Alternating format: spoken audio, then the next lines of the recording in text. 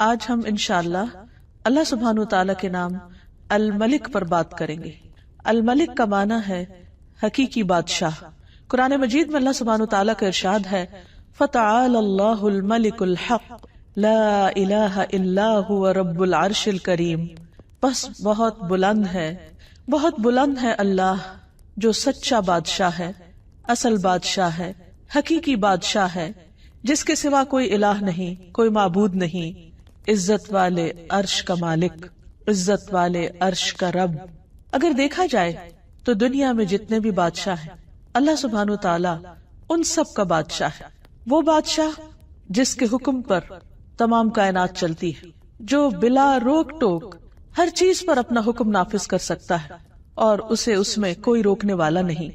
حقیقت یہ ہے کہ سب تعریف اسی کے لیے ہے، سب امور اسی کی طرف لوٹائے جاتے ہیں، اور اس کی بادشاہت کوئی عام بادشاہت نہیں ہے۔ وہ عرش پر بلند ہے، اور عرش ساتوں آسمان اور ساتوں زمینیں اللہ کی کرسی کے سامنے ایسے ہیں جیسے ایک وسیع صحرا میں ایک چھوٹی سی مندری، ایک چھوٹا سا رنگ، اور پھر اللہ سبحانہ تعالیٰ کے عرش کے سامنے وہ کرسی ایک چھوٹے سے رنگ کی طرح ہے۔ آپ سوچئے کہ وہ عرش کتنا بلند ہے، اور جو خود اس پر مستوی ہے وہ کتنا بڑا ہے، کتنا عظیم ہے۔ وہ ہے ہمارا رب، ہمارا مالک اور حقیقی بادشاہ۔ اور اس دنیا میں جتنے بھی کام امور پاتے ہیں، جتنی بھی چیزیں چل رہی ہیں، جو کچھ بھی ہو رہا ہے، دراصل وہ سب اسی کے حکم پر چل رہا ہے، اور اس پر اسی اکیلے کا فیصلہ نافذ ہے۔ وہ ہر چیز کو سنتا ہے، دیکھتا ہے اور اپنی مرضی کے مطابق چلاتا ہے۔ وہ ہر چیز کے پوشیدہ اور ظاہر سے آگاہ ہے۔ وہ جس کو جو چاہتا ہے عطا کرتا ہے، اور جس سے جو چیز چاہتا ہے روک لیتا ہے۔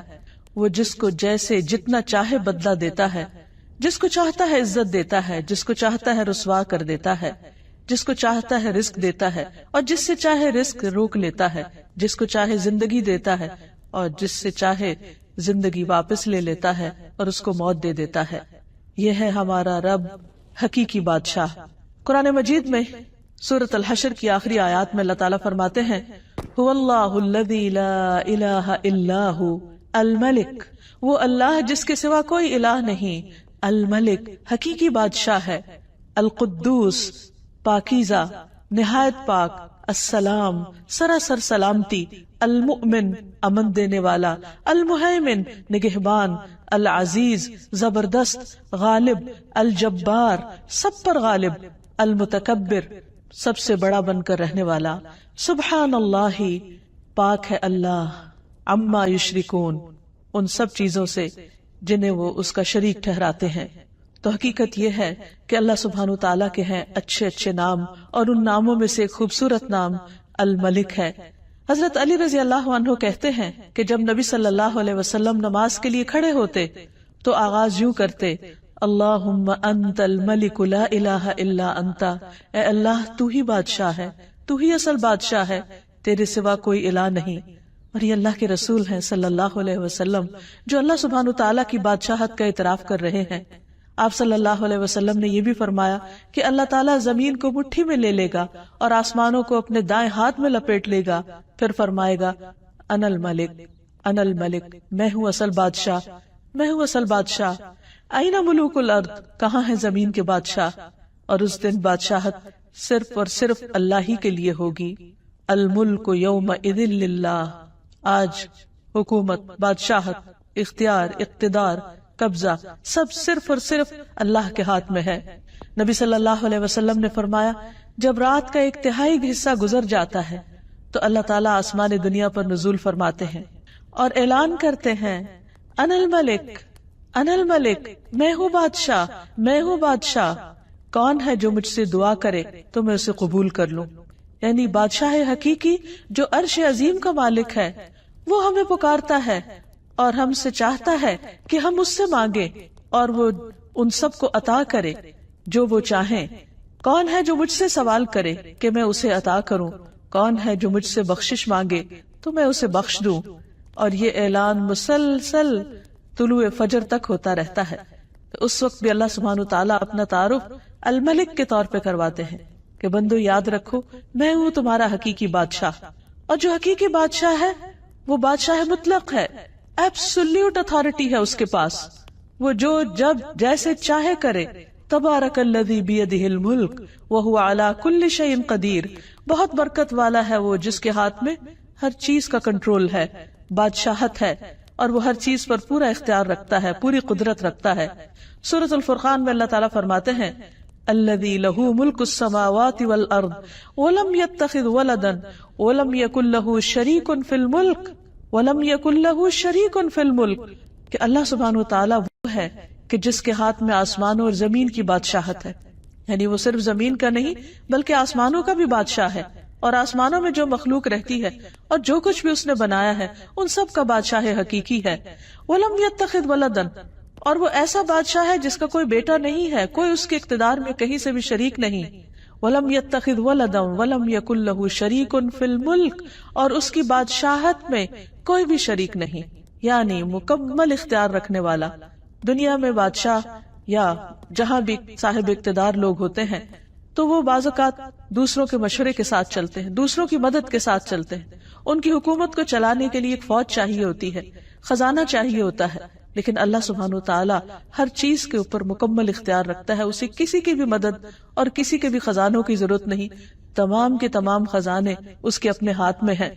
پھر یہ ہے کہ دنیا میں جب کسی کو بادشاہت ملتی ہے تو ایک محدود وقت کے لیے ملتی ہے، لیکن اللہ سبحانہ وتعالی ہمیشہ سے بادشاہ اور ہمیشہ رہے گا. پھر یہ کہ دنیا کے بادشاہوں سے بہت سی چیزیں اوجھل رہتی ہیں، انہیں معلوم ہی نہیں ہوتی. بعض اوقات ان کے فیصلے عدل و انصاف پر مبنی نہیں ہوتے، بعض اوقات وہ فیصلے کر لیتے ہیں لیکن ان کے فیصلے نافذ ہی نہیں ہوتے، جبکہ اللہ سبحانہ وتعالی کا ہر فیصلہ علم اور حکمت پر مبنی ہوتا ہے اور اس کا ہر فیصلہ نافذ ہوتا ہے. ایسا نہیں کہ وہ حکم دے اور اس کا حکم مانا نہ جائے، وہ کسی کو کچھ کہے اور اس کی تابعداری کی نہ جائے.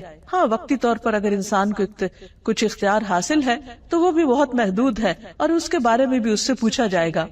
تو بحیثیت مسلمان ہمارا اس بات پر پورا یقین اور پورا ایمان ہونا چاہیے کہ اصل بادشاہت اللہ ہی کے لیے ہے، اور اگر زمین پر اللہ نے مجھے کسی بھی معاملے میں کچھ بھی اختیار دیا ہے تو صرف یہ وقتی ہے اور اس کا بھی حساب ہونے والا ہے.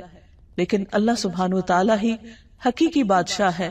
سورۃ المؤمنون میں آتا ہے، اللہ تعالیٰ فرماتے ہیں قُلْ مَنْ بِيَدِهِ مَلَكُوتُ كُلِّ شَيْءٍ وَهُوَ يُجِيرُ وَلَا يُجَارُ عَلَيْهِ، ان سے پوچھئے بتاؤ بادشاہی کس کے ہاتھ میں ہے، بادشاہ کون ہے اور وہ کون ہے جو پناہ دیتا ہے اور اس کے مقابلے میں کسی کو پناہ نہیں مل سکتی.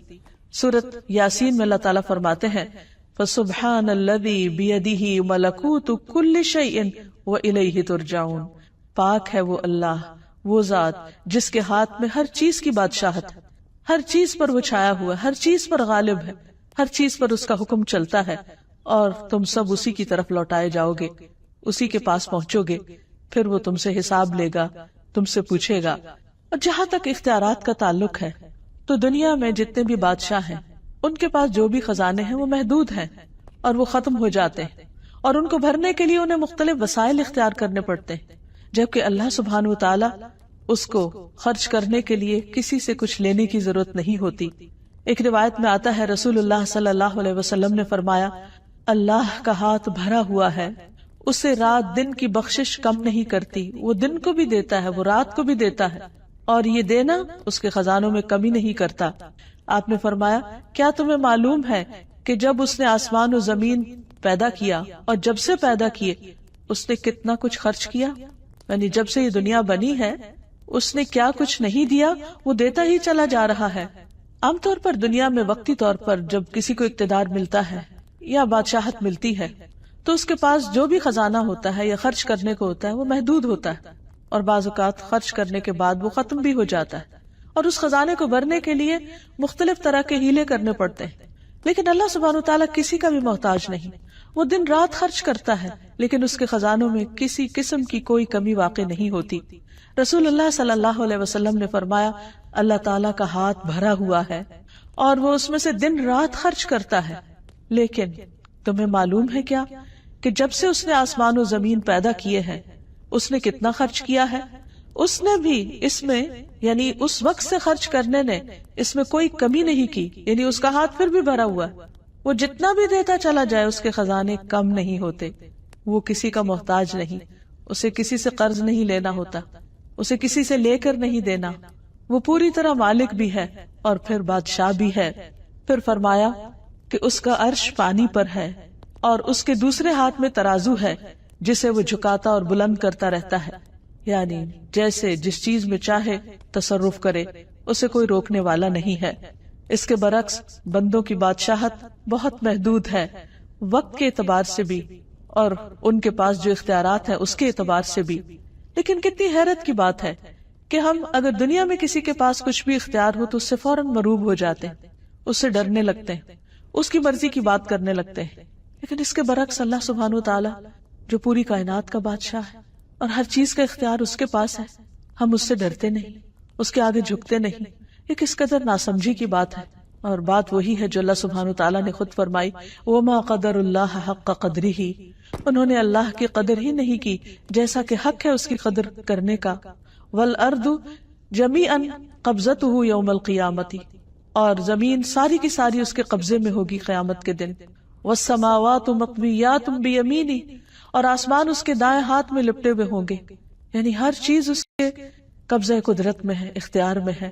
اس کے باوجود ہم پوری طرح اس کے آگے نہیں جھکتے، پوری طرح اس کے طریقوں پر نہیں چلتے، اس کو راضی کرنے کی فکر نہیں کرتے، اور اس کے برعکس جن کے پاس محدود اختیارات ہیں، چونکہ وہ ظاہر سامنے نظر آتے ہیں اس لیے انہی سے مروب ہو جاتے ہیں، اور اللہ جو الملک الحق ہے، حقیقی بادشاہ ہے، اس کو بھول جاتے ہیں۔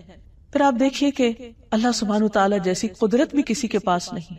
عبداللہ بن مسعود کہتے ہیں کہ علماء یہود میں سے ایک شخص رسول اللہ صلی اللہ علیہ وسلم کے پاس آیا اور کہا، اے محمد، ہم تورات میں پاتے ہیں کہ اللہ تعالیٰ آسمانوں کو ایک انگلی پر اٹھا لے گا، اور زمین کو ایک اور انگلی پر اٹھا لے گا، اور درختوں کو ایک انگلی پر، اور پانی اور مٹی کو ایک انگلی پر، اور تمام مخلوقات کو ایک انگلی پر، اور پھر فرمائے گا انا الملک، میں ہوں بادشاہ، میں ہوں بادشاہ۔ نبی صلی اللہ علیہ وسلم نے جب اس عالم کی بات سنی تو آپ مسکرا دیے، اور دراصل یہ مسکراہٹ اس یہودی عالم کی تصدیق کے طور پر تھی۔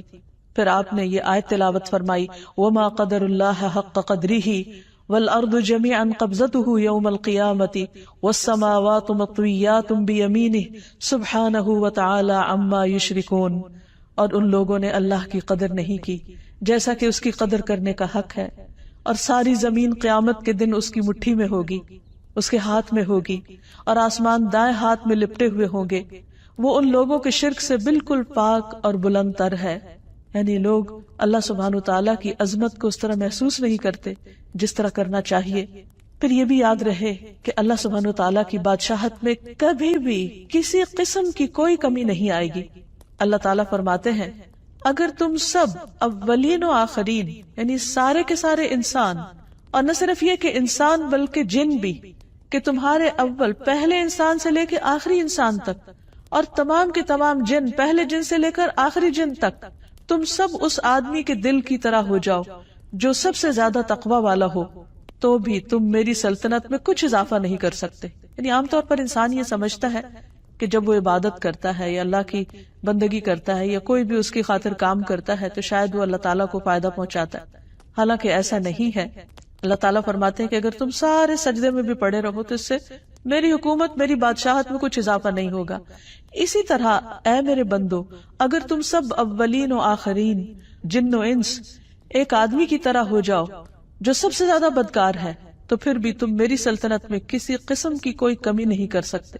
یعنی اگر اس زمین پر اول سے لے کر آخر تک قیامت تک کوئی ایک بندہ بھی کوئی عبادت نہ کرے، کسی قسم کی کوئی تسبیح نہ کرے، کوئی ذکر نہ کرے، کوئی اس کی اطاعت نہ کرے، تو بھی اللہ سبحانہ وتعالیٰ کی حکومت میں، بادشاہت میں، اقتدار میں، اختیار میں، اس کی طاقت اور غلبے میں کوئی کمی نہیں آ سکتی، کسی قسم کی کوئی کمی۔ ہم اسے کوئی نقصان نہیں دے سکتے۔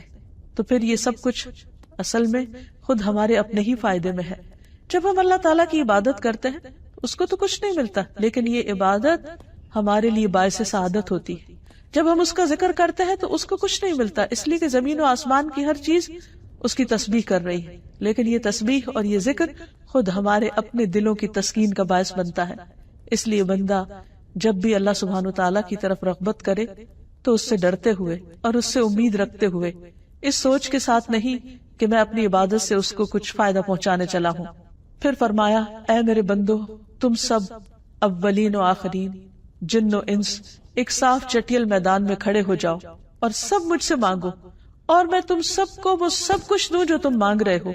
تو اس سے میری حکومت میں، میری بادشاہت میں اتنی بھی کمی نہیں ہوگی جتنی ایک سمندر کے اندر سوئی ڈالنے کے بعد نکالی جائے اور اس میں جو پانی لگا ہو، تو اتنی قلیل مقدار میں بھی اس سمندر کے مقابلے میں جو کمی ہوتی، میری بادشاہت میں وہ بھی کمی نہیں ہوگی۔ تو اس سے پتہ چلتا ہے کہ اللہ سبحانہ تعالیٰ کی بادشاہت کیسی ہے، اور اس کے خزانے کیسے ہیں، اور اس کی حکومت کیسی ہے، اور اس کا اقتدار کیسا ہے۔ پھر آپ دیکھیے کہ اس کی بادشاہت کی وسعت، اس کا بھی ہم اندازہ نہیں کر سکتے۔ نبی صلی اللہ علیہ وسلم نے فرمایا میں خوب جانتا ہوں کہ اہل جہنم میں سے کون سب سے آخر میں نکلے گا۔ وہ ایک ایسا شخص ہوگا جو اپنے گھٹنوں کے بل رینگتا ہوا جنت میں داخل ہوگا، یعنی جہنم سے گھٹنوں کے بل گھسٹتا ہوا باہر نکلے گا تو اللہ سبحانہ تعالیٰ اسے حکم دیں گے کہ جاؤ جنت میں داخل ہو جاؤ۔ وہ جنت میں آئے گا، لیکن اسے ایسے معلوم ہوگا کہ جیسے جنت بھری ہوئی، تو واپس اللہ تعالیٰ کے پاس جائے گا اور کہے گا یا رب جنت تو بھر گئی ہے۔ اللہ تعالیٰ اسے فرمائیں گے کہ جاؤ جنت میں چلے جاؤ۔ پھر وہ جائے گا، پھر وہ دیکھے گا کہ جنت بہت آباد ہے، وہ واپس آئے گا اور کہے گا اے رب جنت تو بھری ہوئی معلوم ہوتی ہے، میں نے جنت کو بھرا ہوا پایا ہے۔ تو اللہ تعالیٰ پھر فرمائے گا کہ جاؤ جنت میں داخل ہو جاؤ، میں تمہیں دنیا کی مانند اور اس سے 10 گنا زیادہ دیتا ہوں۔ سوچئے اس دنیا میں کیا کچھ، یعنی عام طور پر ایک انسان کے بس میں نہیں کہ وہ ایک انسان کیا، آج تک اتنی تحقیقات ہوئی، اتنا کچھ انسانوں نے پڑھا لکھا، بڑی بڑی یونیورسٹیاں قائم ہوئی، لیکن پوری زمین کو ایکسپلور نہیں کر سکے اور اس کے پورے خزانوں کو بھی۔ تو اللہ سبحانہ وتعالیٰ جہنم سے نکلنے والے آخری شخص سے فرمائے گا کہ جاؤ میں تمہیں دنیا اور اس جیسی 10 دنیا تمہیں دیتا ہوں، اور یہ وہ ہے جو سب سے آخر میں جنت میں پہنچنے والا ہوگا۔ تو آپ خود سوچئے کہ جن کو جنت الفردوس عطا ہوئی اور جن کو جنت کے بلند درجات نصیب ہوئے، ان کو کیا کچھ اللہ تعالیٰ عطا فرمائیں گے۔ یہ ہے اصل بادشاہ، حقیقی بادشاہ، کہ جس کو جتنا دینا چاہے وہ دے سکتا ہے، اور سب کچھ دینے کے بعد بھی اس کے اپنے خزانوں میں کچھ کمی واقع نہیں ہوتی۔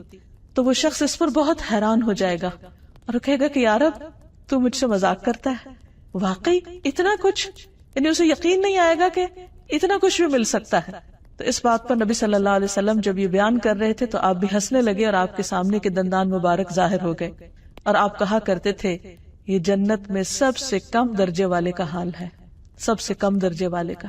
اور آج انسان دنیا کی حقیر چیزوں کے پیچھے اپنا دین ایمان بیچ ڈالتا ہے اور اللہ سبحانہ تعالیٰ کو ناراض کر دیتا ہے، اور یہ بھول جاتا ہے کہ اصل اختیار غلبہ اللہ سبحانہ تعالیٰ کے پاس ہے، اور وہ اپنے فیصلوں میں خود مختار ہے، جو چاہے کرے۔ اللہ سبحانہ تعالیٰ وقتی طور پر دنیا میں جب کسی کو کوئی بھی نعمت دیتا ہے تو عام طور پر شیطان اس کے دل میں غرور اور تکبر ڈالنے لگتا ہے، اور اگر کچھ اختیار اور اقتدار مل جائے تو یہ چیز اور بڑھنے لگتی ہے، اور اللہ سبحانہ تعالیٰ کو بندوں کی یہی چیز پسند نہیں۔ رسول اللہ صلی اللہ علیہ وسلم نے فرمایا اللہ عز و جل فرماتے ہیں کہ تکبر میری چادر ہے اور عظمت میری ازار ہے، پس جو کوئی مجھ سے اس کے بارے میں جھگڑا کرے گا میں اسے آگ میں پھینک دوں گا۔ یعنی کسی بھی شخص کو خدا بننے کی ضرورت نہیں۔ اگر کوئی اپنے آپ کو خود مختار اور مالک الملک سمجھتا ہے کہ سب حکومت اور سب اختیار اور سب اقتدار میرے پاس ہے اور مجھے کوئی نقصان نہیں دے سکتا، یا میں سب کچھ کر سکتا ہوں، تو اس سے بڑی غلط فہمی کوئی نہیں۔ دنیا میں انسان کو چھوٹی یا بڑی کوئی بھی جو نعمت ملے، ہمیشہ انسان ہمبل رہے، شکر ادا کرتا رہے، اسے اللہ کی دی ہوئی نعمت سمجھے اور اپنے آپ کو کبھی بھی اس کا حقیقی مالک نہ سمجھے۔ جو کچھ ہے عارضی طور پر ہے، ایک امتحان کے لیے ہے، اور جلد ہمارے ہاتھوں سے نکل جانے والا ہے، اس لیے اصل اختیار اللہ کے پاس ہے۔ پھر اسی طرح یہ بھی یاد رہے کہ اللہ سبحانہ تعالیٰ کی بادشاہت ایسی بادشاہت ہے کہ جس میں حکم دینے یا روکنے اور کسی بھی چیز کو کرنے کا مکمل اختیار اس کے پاس ہے۔ ارشاد باری تعالیٰ ہے بدیع السماوات والارض وَإِذَا قَضَى أَمْرًا فَإِنَّمَا يَقُولُ لَهُ كُن فَيَكُونُ، آسمانوں اور زمین کا موجد ہے، اور جب کسی کام کے کرنے کا فیصلہ کر لیتا ہے تو بس اتنا کہتا ہے کہ ہو جاؤ، اور وہ ہو جاتی۔ آپ سوچئے کہ دنیا میں اگر کوئی حکم دیتا بھی ہے تو بعض اوقات اس کے حکم، اس کے آرڈیننس، اس کے فرمان کی کیا ویلیو ہوتی، بعض اوقات پوری پوری قوتیں صرف کر کے بھی ایک قانون کو نافذ نہیں کیا جا سکتا، جبکہ اللہ سبحانہ و تعالیٰ صرف اتنا ارادہ کرتے ہیں کہ ہو جاؤ، اور صرف کلمہ کن فرماتے ہیں اور سب کچھ ہو جاتا ہے، اور کوئی اس کو روکنے والا نہیں ہوتا۔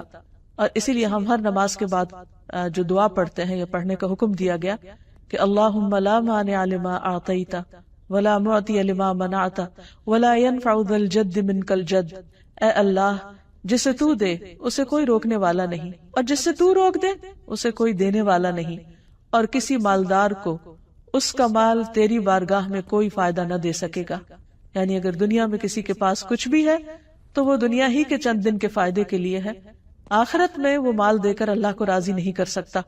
پھر آپ دیکھیے کہ مخلوق پر، یعنی انسان ہو یا باقی حیوانات ہو، جو بھی اللہ سبحانہ تعالیٰ نے چیزیں بنائی ہیں، بڑے بڑے ستارے اور سیارے جن کی بڑائی کے بارے میں آج انسان تھوڑا بہت کچھ جانتا ہے، ان سب کو کنٹرول کس نے کیا ہوا ہے؟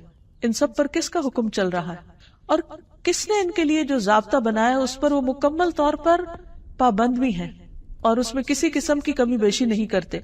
اللہ سبحانہ تعالیٰ خود اس کے بارے میں فرماتے ہیں الم تعلم، کیا تم جانتے نہیں ہو ان اللہ لہ ملک السماوات والارض، کہ اللہ سبحانہ تعالیٰ ہی کے لیے آسمان و زمین کی بادشاہت، یعنی جتنا کچھ بھی تم دیکھ رہے ہو، یہ سورج، چاند، ستارے، یہ بلینز آف گیلیکسیز اور ان کے اندر ٹریلینز آف سٹارز، اور ان سب کا مسلسل چلتے رہنا، چلنا نہیں بلکہ پوری قوت کے ساتھ دوڑتے رہنا، اور اس نظام میں کسی قسم کا خلل نہ آنا، یہ دراصل کس کے کنٹرول میں ہے، کس کے اختیار میں ہے، کس نے ان سب کو ایک ڈسپلن کے اندر رکھا ہوا ہے۔ آج ہمارے لیے تو ایک ٹریفک کو کنٹرول کرنا مشکل ہو جاتا ہے، لیکن آسمانوں کی ٹریفک، خواہ وہ بادل ہوں یا ستارے اور کواکب ہوں، یہ تمام چیزیں صرف اور صرف اللہ کے حکم کے مطابق ہی چل رہی ہیں، اسی نے ان کو تھاما ہوا ہے، اور ان میں سے کوئی ایک بھی اپنی راہ چھوڑ کر دوسری طرف نہیں جاتا۔ اگر ان میں سے کوئی ایک بھی اپنی مرضی کرنے لگے تو ہر چیز ٹکرا کر رہ جائے، یہ نظام درہم برہم ہو کر رہ جائے۔ تو اس سے یہ پتہ چلتا ہے کہ حقیقی بادشاہت ان سب پر دراصل اللہ ہی کی ہے۔ فرمایا یعذب من یشاء ویغفر لمن یشاء، جس کو چاہتا ہے عذاب دیتا ہے اور جسے چاہے بخش دیتا ہے۔ واللہ علی کل شیء قدیر، اور اللہ ہر چیز پر پوری قدرت رکھتا ہے۔ پھر اسی طرح رزق کے سارے معاملات بھی اسی کے اختیار میں ہیں۔ واللہ یرزق من یشاء بغیر حساب، اللہ جس کو چاہتا ہے بغیر حساب رزق دیتا ہے، یعنی انلمیٹڈ۔ پھر کسی کو حکومت دینا یا نہ دینا یہ بھی اس کے اختیار میں ہے۔ واللہ یؤتی ملکہ من یشاء، اللہ اپنی بادشاہت دیتا ہے، اپنی حکومت دیتا ہے جسے چاہتا ہے، اور اللہ وسعت والا، علم والا ہے۔ سیدھے راستے پہ چلانا بھی اسی کے اختیار میں ہے۔ واللہ یہدی من یشاء الی صراط مستقیم، پھر نفع اور نقصان بھی اسی کے ہاتھ میں ہے۔ وَإِن يَمْسَسْكَ اللَّهُ بِضُرٍّ فَلَا كَاشِفَ لَهُ إِلَّا هُوَ، اگر اللہ سبحانہ وتعالیٰ تمہیں کوئی نقصان پہنچانا چاہے تو اس کے سوا اسے کوئی ہٹا نہیں سکتا۔ وَإِن يُرِدْكَ بِخَيْرٍ، اور اگر تمہیں کوئی خیر پہنچانا چاہے فَلَا رَادَّ لِفَضْلِهِ، تو اس کے فضل کو بھی کوئی نہیں پھیر سکتا۔ يُصِيبُ بِهِ مَن يَشَاءُ، وہ جس کو چاہتا ہے وہ فضل پہنچاتا ہے، یعنی کوئی اس کو روک نہیں سکتا۔ یصیب بہ من یشاء من عبادہ وہو الغفور الرحیم، اور وہ غفور الرحیم بھی ہے۔ پھر اسی طرح نبوت کا دینا بھی اسی کے اختیار میں ہے، اس نے جس کو چاہا اپنے بندوں میں سے اپنی رسالت کے لیے چن لیا۔ پھر ہر طرح کا فضل دینا بھی اللہ کے اختیار میں ہے، یعنی کوئی کسی سے اللہ کی نعمت کو چھین نہیں سکتا، اور اسی لیے حسد کرنا منع کیا گیا ہے، کیونکہ وہ اللہ کا فیصلہ ہوتا ہے، وہ جس پہ جو چاہے رحمت فرمائے۔ پھر اسی طرح بیٹے اور بیٹیاں دینا بھی اللہ کے اختیار میں ہے۔ اللہ تعالیٰ فرماتے ہیں للہ ملک السماوات والارض یخلق ما یشاء یہب لمن یشاء اناثا ویہب لمن یشاء الذکور، آسمانوں اور زمین کی بادشاہت اللہ ہی کی ہے، جسے چاہتا ہے جو چاہتا ہے پیدا کرتا ہے۔ یخلق ما یشاء، یعنی اس کی تخلیق اس کی مرضی سے ہوتی ہے، کیونکہ وہ بادشاہ ہے۔ جسے چاہتا ہے بیٹیاں عطا کرتا ہے، جسے چاہتا ہے بیٹے دیتا ہے، اور جسے چاہتا ہے ملا جلا کر دیتا ہے۔ اصل اختیار اسی کا ہے۔ پھر اسی طرح انسانوں کو معاف کرنا یا عذاب دینا یا بخش دینا یہ بھی اسی کے اختیار میں ہے، اور اس میں بھی مالک یوم الدین وہ خود ہے، روز جزا کا مالک، جس میں سارے فیصلے اس کی مرضی کے مطابق ہوں گے۔ پھر تمام بنی آدم کے دلوں کا اختیار بھی اللہ سبحانہ تعالیٰ کے پاس ہے. یعنی صرف یہ نہیں کہ آسمان اور ستارے سیارے کا مالک وہ ہے اور اس پر اس کی حکومت ہے، نہیں، اس زمین پر بھی حقیقی حکومت اور بادشاہت اسی کی ہے، حتیٰ کہ انسانوں کے دلوں پر بھی. رسول اللہ صلی اللہ علیہ وسلم نے فرمایا، تمام بنی آدم کے دل رحمان کی انگلیوں میں سے 2 انگلیوں کے درمیان ایک دل کی طرح ہے، وہ جیسے چاہتا ہے اسے پھیر دیتا ہے. پھر آپ صلی اللہ علیہ وسلم نے فرمایا، اللہم مصرف القلوب صرف قلوبنا علی طاعتک، اے اللہ جو دلوں کا پھیرنے والا ہے، ہمارے دلوں کو اپنی اطاعت پر پھیر دے، یعنی اس کی طرف موڑ دے، کیونکہ اللہ کے لیے کچھ بھی ناممکن نہیں، ہر چیز اسی کے اختیار میں ہے. پھر یہ بھی یاد رہے کہ اللہ سبحانہ تعالیٰ کو کوئی مجبور کرنے والا نہیں. دنیا کے بادشاہ بعض اوقات وہ مجبور ہوتے ہیں، وہ اپنے حواریوں اور اپنے دوسرے مددگاروں کی مرضی کے مطابق فیصلے کرتے ہیں، بعض اوقات وہ اپنی خواہش کے مطابق فیصلے بھی نہیں کر سکتے. لیکن اللہ سبحانہ تعالیٰ کی بادشاہت ایسی بادشاہت ہے کہ جس میں وہ جس کو جو چاہے عطا کر دے، جو چاہے فیصلہ کر دے، کوئی اس کے فیصلوں پر حاوی نہیں ہو سکتا. نبی صلی اللہ علیہ وسلم نے فرمایا، تم میں سے کوئی کبھی یوں نہ کہے کہ اللہ اگر تو چاہے تو مجھے معاف کر دے، تو چاہے تو مجھ پر رحم فرما. نہیں، بلکہ پورے عزم سے مانگے، کیونکہ اللہ جو چاہے کرتا ہے، وہ جو چاہے کرتا ہے، کوئی اسے مجبور کرنے والا نہیں.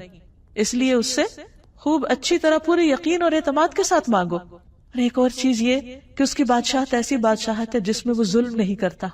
دنیا میں اگر انسان کو چند انسانوں پر بھی کچھ اختیار مل جائے تو اس اختیار کی وجہ سے بعض اوقات وہ ان کے حقوق مارنے لگتا ہے یا ان پر ظلم کرنے لگتا ہے، ان کو اپنے کنٹرول میں لینے لگتا ہے. لیکن اللہ سبحانہ وتعالی کسی پر ظلم نہیں فرماتا. ابی رضی اللہ عنہ کہتے ہیں، اگر اللہ اپنے آسمان والوں اور زمین والوں کو عذاب دینا چاہے تو وہ دے سکتا ہے اور وہ ان پر ظلم کرنے والا نہ ہوگا، اور اگر وہ ان پر رحم کرنا چاہے تو کر سکتا ہے، تو اس کی رحمت ان کے لیے ان کے اعمال سے زیادہ بہتر ہے. تو بہرحال اگر ہمیں یہ یقین ہو جائے کہ حقیقی بادشاہ وہ ہے تو پھر ہم سب اس کے آگے عاجزی کرنے والے ہوں، اس سے ڈرنے والے ہوں، اس سے مانگنے والے ہوں اور اسی کے سامنے اپنی حاجات رکھنے والے ہوں. جیسا کہ ہم دیکھتے ہیں کہ بڑے بڑے پیغمبروں نے جنہیں اللہ سبحانہ وتعالیٰ نے دنیا میں بادشاہت عطا کی، انہوں نے بھی اپنی ساری دعائیں اور حاجتیں اس حقیقی بادشاہ کے سامنے رکھی. مثلا یوسف علیہ السلام، اللہ سبحانہ وتعالیٰ نے ان کو ایسی حکومت عطا کی کہ جس میں پورا اختیار دیا، لیکن انہوں نے کیا مانگا؟ رب قد آتیتنی من الملک وعلمتنی من تأویل الاحادیث فاطر السماوات والارض انت ولی فی الدنیا والآخرہ توفنی مسلما والحقنی بالصالحین. اے میرے رب، بے شک تو نے مجھے حکومت سے حصہ دیا اور باتوں کی اصل حقیقت سے سکھایا، یعنی باتوں کی تہ تک پہنچنا سکھایا. آسمان اور زمین کے پیدا کرنے والے، دنیا اور آخرت میں تو ہی میرا مددگار ہے. یعنی انہیں اپنی بادشاہت پر کسی قسم کا کوئی فخر نہیں تھا اور انہوں نے اسے کوئی اپنی ذاتی ملکیت نہیں سمجھا، بلکہ کیا کہا کہ یہ سب کچھ دراصل تیری ہی مدد سے تھا. تو مجھے اسلام کی حالت میں فوت کرنا، یعنی میرے لیے سعادت کیا ہے کہ میں تیرا بندہ بن کے جیوں اور میری موت بھی تیری بندگی میں آئے، تیری فرما برداری میں آئے، اور تو مجھے نیک لوگوں کے ساتھ ملا. یعنی دنیا کی بادشاہت پر انہوں نے کس چیز کو فوقیت دی؟ اللہ سبحانہ تعالیٰ کی رضا کو اور نیک بندوں کی صحبت کو. سلیمان علیہ السلام، جن کے لیے اللہ سبحانہ تعالیٰ نے ہر چیز کو مسخر کر رکھا تھا، ہواؤں کو مسخر کر رکھا تھا، جنات کو مسخر کر رکھا تھا، پرندوں کو، ہر طرح کی فوجیں تھی ان کے پاس، لیکن وہ اللہ کے فرما بردار بندے تھے. وہ کیا دعا کرتے ہیں؟ رب اغفر لی وہب لی ملکا لا ينبغی لأحد من بعدی انک انت الوہاب. وہ بھی اللہ ہی سے مانگتے ہیں، اے رب مجھے بخش دے. کس قدر عاجزی ہے، سب کچھ ہوتے ہوئے بھی کہتے یا رب مجھے بخش دے اور ایسی بادشاہت دے جو میرے بعد کسی کے لائق نہ ہو. یقیناً تو بہت عطا کرنے والا ہے. یعنی ایک طرف اپنی بخشش اور دوسری طرف جو ان کے دل میں تھا انہوں نے مانگا اور پورے یقین کے ساتھ مانگا. پھر اسی طرح ذوالقرنین، اللہ سبحانہ تعالیٰ نے ان کو بھی بہت کچھ اختیار دیا اور یہاں تک دیا کہ تو لوگوں کے بارے میں جیسا بھی تصرف کرنا چاہے کرے. لیکن انہوں نے بھی کس طرح اللہ سبحانہ وتعالیٰ کو راضی کرنے کے لیے بندوں کے ساتھ احسان کیا اور اپنے اقتدار سے کسی طرح کا ناجائز فائدہ نہیں اٹھایا. اصل بندے اللہ کے پسندیدہ وہی ہیں کہ جو سب کچھ رکھتے ہوئے بھی حقیقی بادشاہ اللہ تعالیٰ ہی کو سمجھے. پھر اللہ سبحانہ وتعالیٰ جب اس سے اس نام کے ساتھ دعا کی جاتی ہے تو وہ اس کو پسند فرماتا ہے. حضرت علی رضی اللہ تعالیٰ عنہ نے نبی صلی اللہ علیہ وسلم کی جو دعا نماز کے شروع میں کوٹ کی ہے، اس میں اللہ تعالیٰ کے حضور کس طرح عاجزی اور انکساری کا اظہار ہے. اللہم انت الملک، اے اللہ تو ہی بادشاہ ہے. لا الہ الا انت، تیرے سوا کوئی الہ نہیں. انت ربی، تو میرا رب ہے. وانا عبدک، اور میں تیرا بندہ ہوں. ظلمت نفسی، میں نے اپنی جان پہ ظلم کیا ہے. واعترفت بذنبی، اور میں اپنے گناہ کا اعتراف کرتا ہوں. فاغفر لی ذنوبی جمیعا، اللہ تو میرے سارے گناہوں کو معاف کر دے. انہ لا یغفر الذنوب الا انت، تیرے سوا گناہوں کو کوئی معاف نہیں کر سکتا. واہدنی لاحسن الاخلاق، اللہ مجھے بہترین اخلاق عطا کر. لا یہدی لاحسنھا الا انت، تیرے سوا بہترین اخلاق کی طرف کوئی رہنمائی نہیں کر سکتا. واصرف عنی سیئھا لا یصرف عنی سیئھا الا انت، اور تو مجھ سے میری برائیاں دور کر دے، ان برائیوں کو کوئی دور نہیں کر سکتا سوائے تیرے. پھر اسی طرح نبی صلی اللہ علیہ وسلم قیام کی حالت میں یہ دعا پڑھا کرتے تھے. سبحان ذی الجبروت والملکوت والکبریاء والعظمہ. آپ صلی اللہ علیہ وسلم کا مقام کتنا بلند ہے، لیکن جب اللہ کے حضور ہاتھ باندھ کر کھڑے ہوتے تو کس طرح اپنے رب کی تعریف بیان کرتے. سبحان ذی الجبروت والملکوت والکبریاء والعظمہ، پاک ہے وہ جو طاقت والا، سلطنت والا، کبریائی والا اور عظمت والا ہے. جو شخص جتنی زیادہ اللہ کی معرفت رکھتا ہے اتنے ہی خوبصورت الفاظ میں اللہ سبحانہ وتعالیٰ کو یاد کرتا ہے. پھر اسی طرح جو اللہ سبحانہ وتعالیٰ کے پسندیدہ کلمات ہیں ان میں سے لا الہ الا اللہ وحدہ لا شریک لہ لہ الملک ولہ الحمد وہو علی کل شیء قدیر ہے. نبی صلی اللہ علیہ وسلم جب نماز کے بعد سلام پھیرتے تو یہ کلمہ پڑھا کرتے تھے ہر نماز کے بعد کہ اللہ کے سوا جو صرف ایک ہے، کوئی اور معبود نہیں، اس کا کوئی شریک نہیں. لہ الملک، ساری بادشاہت اسی کی ہے اور سب تعریف بھی اسی کی ہے اور وہ ہر چیز پر قادر ہے. پھر صبح شام کی دعاؤں میں بھی نبی صلی اللہ علیہ وسلم جو کلمات پڑھتے، امسینا و امسل الملک للہ، کہ ہم نے شام کی اور ساری ملک نے، یعنی اللہ کی جتنی بھی بادشاہت میں جو اختیار ہے ہر چیز نے اللہ ہی کے لیے شام کی، یعنی اللہ ہی کے حکم کے مطابق. والحمد للہ، اور ساری تعریف اللہ کے لیے. اور پھر آگے مزید دعا بھی ہے. پھر اسی طرح صفا و مروہ کا طواف کرتے وقت بھی جو دعا سکھائی گئی اس میں بھی اللہ سبحانہ وتعالیٰ کے ملک کا اعتراف ہے. تو ہمارے لیے لازم ہے کہ ہم اللہ تعالیٰ کو بادشاہ حقیقی سمجھیں اور اس کے آگے ہمبل ہو جائیں، اس کی اطاعت اور فرما برداری کریں، اس کی اس بادشاہت میں کسی کو شریک نہ سمجھیں اور شرک کو گناہ عظیم سمجھیں.